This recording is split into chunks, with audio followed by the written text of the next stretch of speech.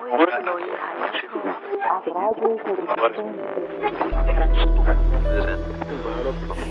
نیست که پدر و مادر فرزند خود را دوست ندارند.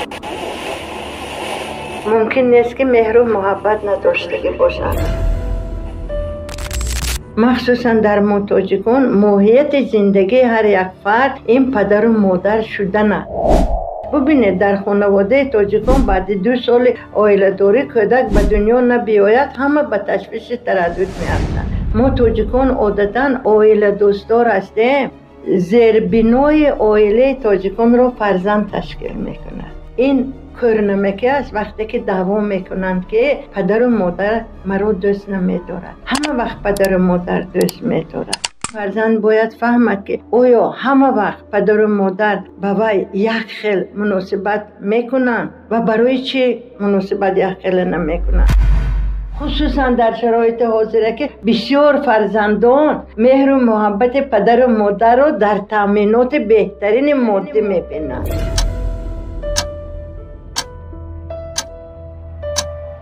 تلفن قیمت‌بها داشته باشند، لباس قیمت‌بها داشته باشند. آخر قدرت و توانایی هر یک پدر و مادر، هر یک خانواده یک خیل شده نمیتواند.